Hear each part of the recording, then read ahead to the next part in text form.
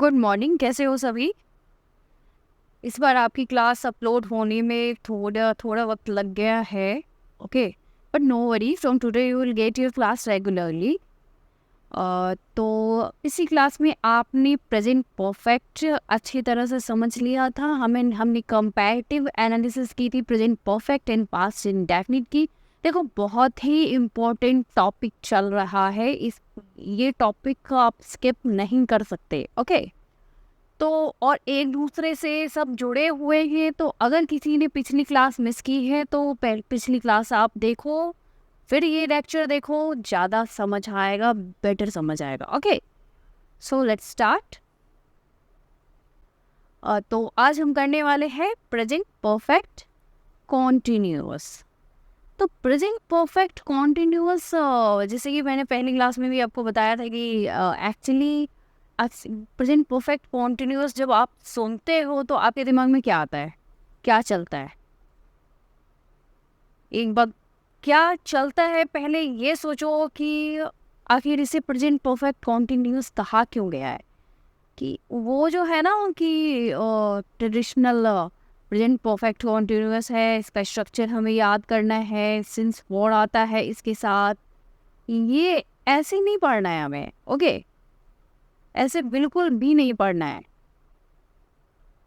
क्यों इसे present perfect continuous कहा गया है, ये कभी सोचा है आपने कि इसे ऐसा कहा क्यों गया है? प्रेजेंट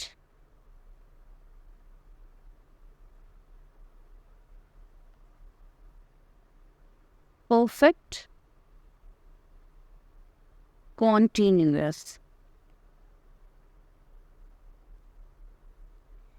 पहली बात तो ये सेंटेंस प्रेजेंट मूड का होगा, प्रेजेंट को बता रहा है। और ये इस टाइप का सेंटेंस आप जब भी देखोगे तो इसका कुछ जो पार्ट है, ओके, वो कंप्लीटेड है, वो डन एक्शन है आपके। और कॉन्टिन्यूअस दैट मीन्स कि कुछ पार्ट इसका अभी भी कॉन्टिन्यू है, एक्शन जारी है। ओके, जैसे मैं 2 घंटे से पढ़ रहा हूँ, तो 2 घंटे से पढ़ रहे हो तो 2 घंटे तो आपने पढ़ लिया है ना, और अभी भी पढ़ रहे हो। देखो, सेंटेंस आप देखना, आप ऐसा नहीं बोल रहे हो कि मैंने 2 घंटा पढ़ लिया है, आप बोल रहे हो कि पढ़ रहा हूँ। तो पढ़ रहा हूँ मैं, 2 घंटे तो कंप्लीटेड है, डन एक्शन है आपके। और अभी जो कंटिन्यू आपका चल रहा है वो एक्शन जारी है, कंटिन्यू है।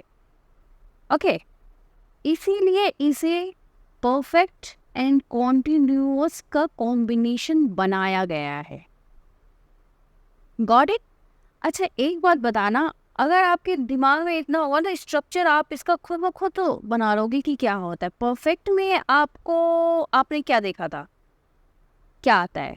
परफेक्ट का स्ट्रक्चर क्या था? प्रेजेंट परफेक्ट का क्या था? हैज है प्लस वर्ब का थर्ड फॉर्म था। हैज है, वर्ब का थर्ड फॉर्म था, है ना। और कॉन्टिन्यूअस का आपने क्या देखा था? वर्ब का फर्स्ट फॉर्म प्लस आईएनजी। तो यहाँ पे जो है हैज, हैव। अब मैंने आपको एक बताया था बी फॉर्म ऑफ वर्ब।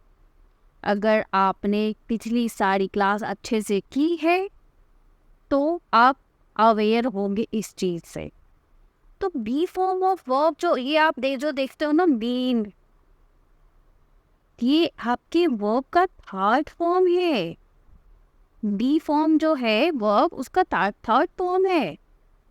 इसीलिए यहाँ हैज, हैव। अच्छा, ऐसा फिर नहीं कर देते हम कि परफेक्ट आ ही रहा है, कॉन्टिन्यूअस परफेक्ट है, कॉन्टिन्यूअस, तो हैज हैव के बाद वर्ब का क्या फोर्थ फॉर्म लगाओगे आप? बिल्कुल ही बेतुका सेंटेंस बनेगा और एरर साथ में अलग से होगा। तो मैं आपको ये समझाने की कोशिश कर रही हूँ कि ये बीन आता है तो आता क्यों है।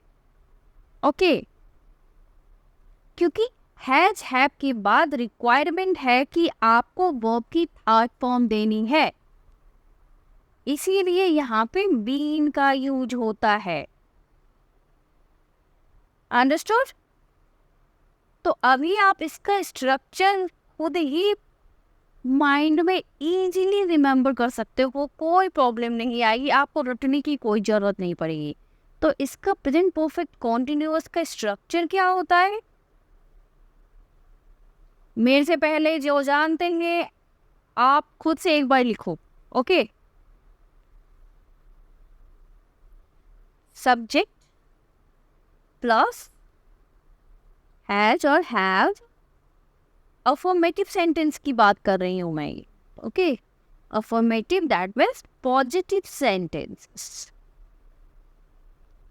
Has have plus been plus verb का फर्स्ट फॉर्म प्लस आईएनजी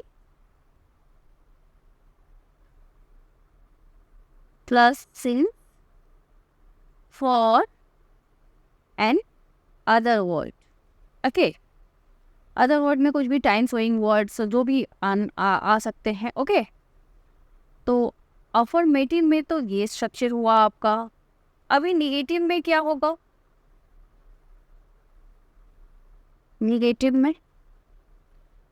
में होगा subject plus has have plus not plus be plus verb का first form plus ING plus since और फॉर प्लस अदर वर्ड। ये तो हो गई निगेटिव की बातें। अभी इंटरोगेटिव में क्या होगा, इंटरोगेटिव में क्या होगा, तो इंटरोगेटिव में आपका आएगा हैज और have plus subject plus been plus verb का first form plus ING plus since और for plus other words. Got it? अब इंटरोगेटिव निगेटिव में क्या आएगा, नेगेटिव, इसमें क्या आएगा, हैज और have plus subject plus been plus V1 plus ING,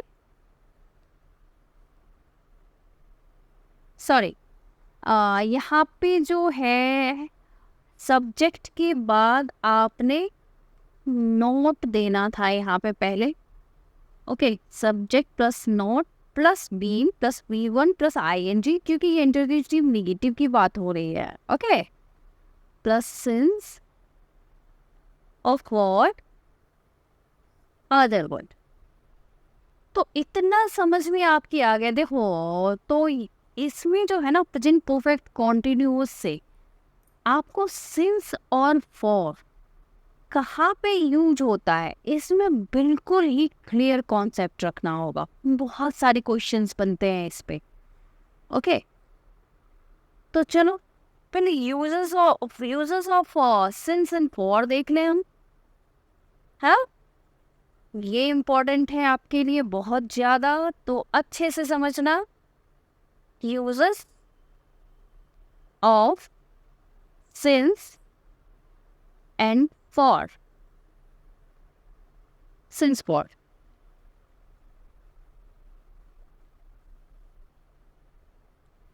तो पहला यूज जो क्या है आपका सिंस का क्या होता है, पहले मैं आपको सिंस का बताती हूँ यूज।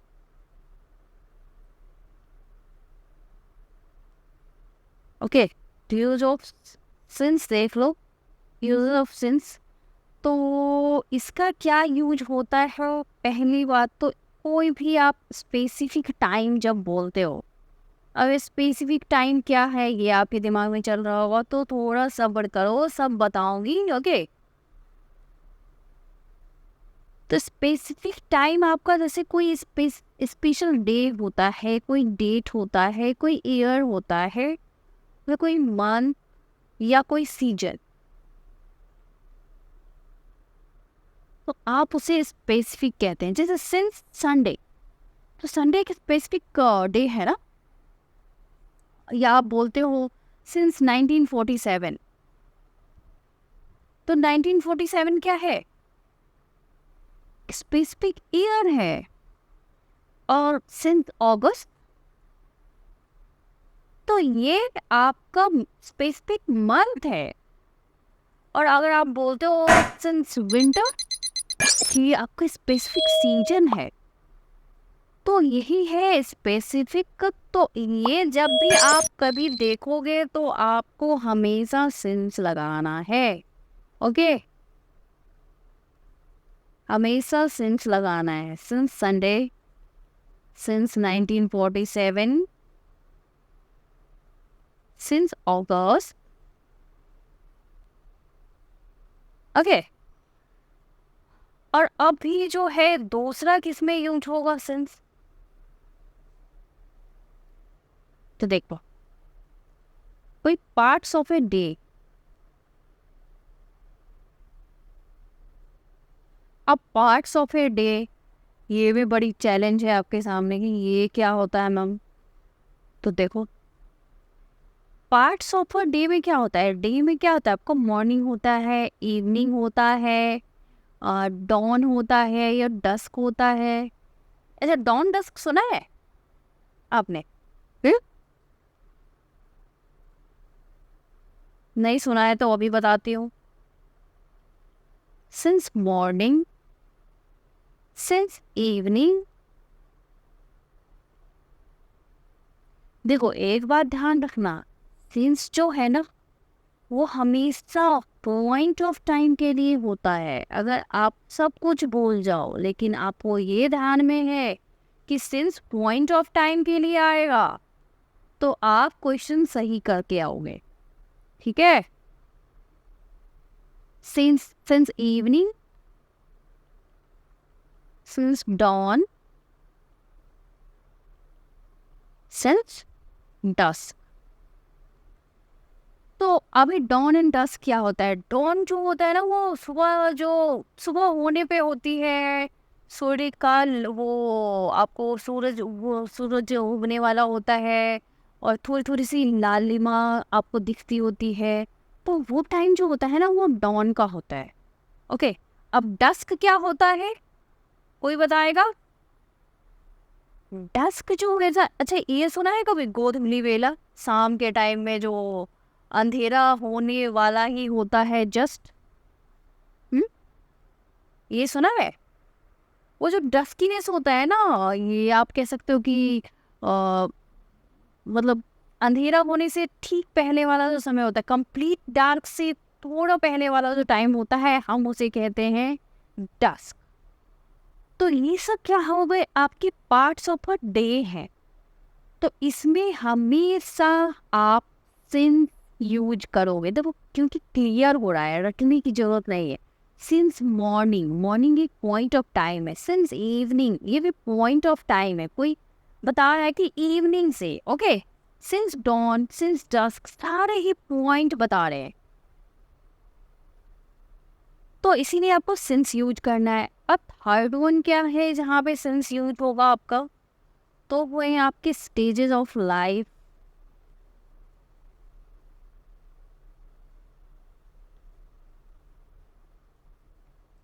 जैसे सिंस चाइल्डहुड,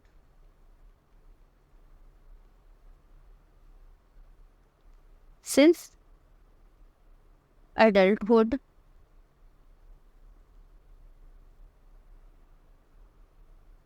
ये क्या है, आपके स्टेजेस ऑफ लाइफ हैं। ओके, तो इसमें हमेशा आप सिंस का यूज करोगे।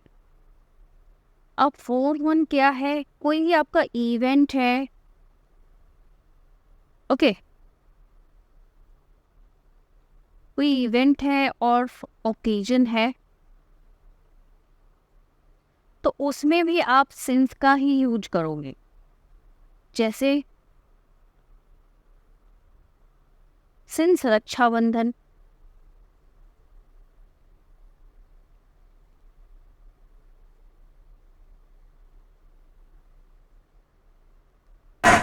Since birth. तो अभी मैं सोचती हूँ कि सिंस से रिलेटेड आपकी सारी क्वेरी दूर हो गए होंगे। सिंस कहाँ पे यूज होगा, कैसे यूज होगा। तो नेक्स्ट जो हम देखेंगे वो फॉर का यूज देखेंगे। तो एक बात ध्यान रखना, फॉर जहाँ भी देखो, ये जो है आपका पीरियड ऑफ टाइम के लिए यूज होता है। Period of time, duration of time. Okay, हमेशा आपका यूज जो है इसका पीरियड ऑफ टाइम के लिए होगा। अंडरस्टूड। तो अभी पीरियड ऑफ टाइम क्या है, कैसे समझोगे उसको, तो देखो वन सेक, थोड़े अलग कलर से कर दूं ताकि आप कंफ्यूज ना करो कि ये यूज ऑफ सिंस है या फॉर। ओके, तो ये फॉर का यूज देख रहे हो आप, कहाँ कहाँ पे यूज होता है। तो जहाँ भी इंडेफिनिट ड्यूरेशन है, indefinite duration, so this is for a long time, for hours। तो यहाँ पे आपको ऐसे लग रहा है देख के कि ये सारे indefinite ड्यूरेशन को दिखा रहे हैं। तो indefinite ड्यूरेशन को जब भी आप दिखाओगे तो फॉर से दिखाओगे। दूसरा है आपका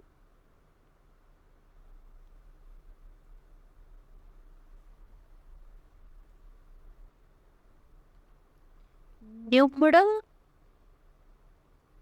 प्लस टाइम वर्ड। ऐसा स्ट्रक्चर जहाँ देखो आंख बंद करके फॉर का यूज करना। न्यूमरल मतलब 1 2 3 4 5 6 जो आप न्यूमेरिकल आपके वैल्यू जो होते हैं वो, जैसे 10, अब बोल दो 10 मिनट्स, 1 आवर, ये आपके न्यूमरल शो कर रहे हैं, ये आपके टाइम शो कर रहे हैं। तो ऐसा जहाँ भी देखो आप, जैसे आप बोलते हो 24 आवर्स, तो अभी देखो इसमें ना आप ये नहीं बोल सकते हो since 10 minutes, okay, since 1 hour और सिंस 24 आवर्स नहीं बोल सकते हो, क्योंकि ये पॉइंट ऑफ टाइम नहीं है, ये आपका ड्यूरेशन दिखा रहा है, एक पीरियड को शो कर रहा है। तो यहाँ पे आपको फॉर का ही यूज करना है। Got it. चलो तीसरा यूज देखते हैं। आपका जितना भी कैलकुलेटेड टाइम है,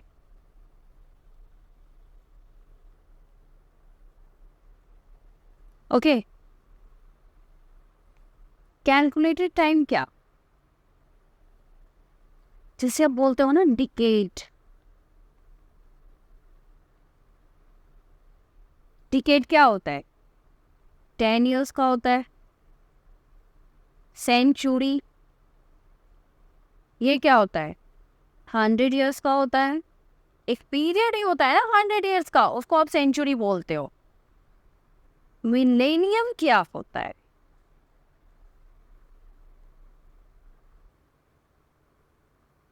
मिलेनियम आपका 1000 इयर्स होता है।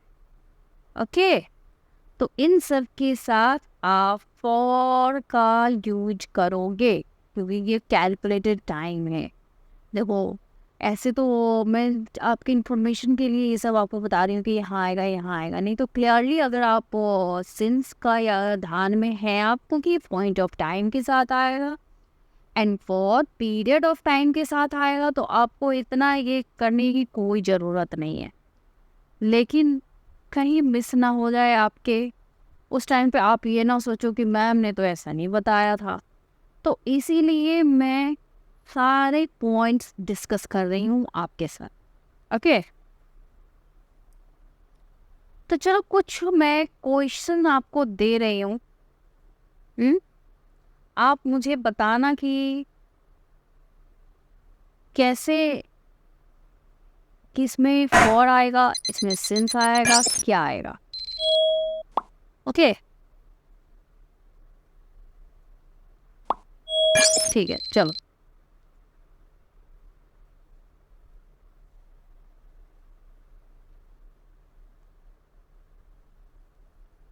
Last Monday,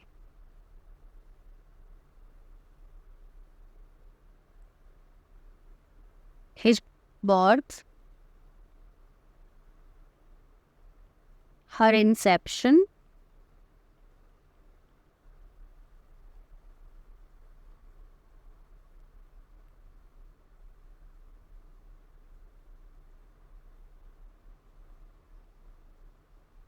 she left her office yesterday। आपको सॉल्व करना है कि यहाँ पे ब्लैंक में फॉर आएगा, सिंस आएगा।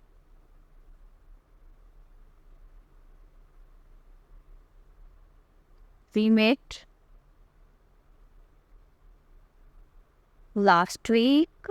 ये दोनों अलग अलग है, एक साथ समझने की गुस्ताखी मत करना। The last week,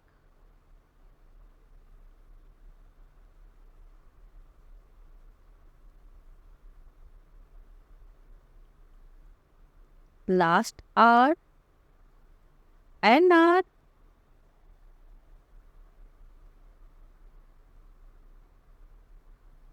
शीमा और शीतल, शीतल found the keys। आपको बताना है कि सिंस आएगा, फॉर आएगा।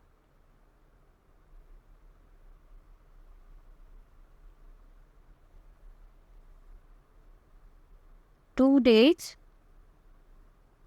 after Sunday। चल सॉल्व करो एक बार कि यहाँ पे क्या आएगा आपके हिसाब से, कौन सा सही है।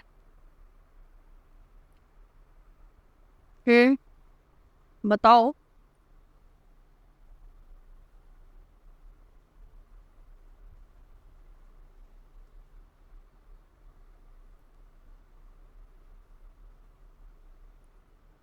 तो देखो यहाँ पे स्पेसिफिक डे है, सिंस आएगा। यहाँ पे क्या है, ओकेजन है, सिंस आएगा। इंसेप्शन भी बर्थ को ही कहते हैं, इसको आप ऐसे बोल सकते हो, आरंभ, किसी चीज का आरंभ, इंसेप्शन। ओके, तो ये भी एक ओकेजन ही है, तो सिंस आएगा। सी लेफ्ट हर कीज, ये क्या आएगा, इसमें क्या आएगा, सी लेफ्ट हर ऑफिस येस्टरडे, तो ये भी है एक पॉइंट ऑफ टाइम, तो यहाँ सिंस आएगा। वी मेट, तो यहाँ भी सिंस आएगा। लास्ट वीक, इसमें भी सिंस आएगा, लेकिन ध्यान रखना ये जो यहाँ पे द लास्ट वीक है, अगर द आता है तो इसका मीनिंग यहाँ पे चेंज होगा। ये किसी स्पेसिफिक पूरे वीक की बात हो रही है, तो पिछले सप्ताह के लिए, तो यहाँ पे ये ड्यूरेशन शो कर रहा है। ओके, तो यहाँ आप फॉर का यूज करोगे। यहाँ क्या होगा, लास्ट आवर, तो यहाँ भी अगर देखो सिंपली याद रखना, अगर लास्ट से पहले आर्टिकल द नहीं हो तो आपको सिंस यूज करना है। ओके, अब ये एन आवर तो क्लियर ही है, ये पीरियड ऑफ टाइम है, तो फॉर आएगा। अब शीतल फाउंड द कीज, तो सिंस आएगा, क्योंकि ये पॉइंट ऑफ टाइम में हो सकता है। और 2 days आफ्टर संडे, तो कई बार ना आप कंफ्यूज करते हो कि 2 days आफ्टर संडे इतना दे दिया ना, संडे देख के आप स्पेसिफिक डे मान लेते हो उसको और सिंस के साथ चले जाते हो। नो, यहाँ पे संडे के बाद वाले 2 दिन की बात हो रही है, तो ये जो 2 दिन का पीरियड है उसकी बात हो रही है, तो आपको यहाँ पे फॉर का यूज करना है। तो अब मैं समझती हूँ कि सिंस और फॉर का तो कन्फ्यूजन आपका दूर हो गया होगा बिल्कुल ही। अब इसमें आप कहीं कन्फ्यूज नहीं होगे मेरे हिसाब से, ठीक है? तो अगली क्लास में जो है इससे रिलेटेड और क्या आपके क्वेश्चन में एरर आते हैं या क्वेश्चन पेपर में आपके जो क्वेश्चन बनते हैं वो सारे डिस्कस करेंगे हम। तो फिलहाल तो इसको रिवीजन करना आप, क्योंकि सिंस और फॉर का यूज़ आपका बिल्कुल ही क्लियर होना चाहिए। ओके, तो चलो मिलते हैं नेक्स्ट क्लास में। और एक बात, तो अभी से आपकी क्लास कंटिन्यू रहेगी, रेगुलर रहेगी, तो आप भी रेगुलर रहना। ओके, चलो, ओके।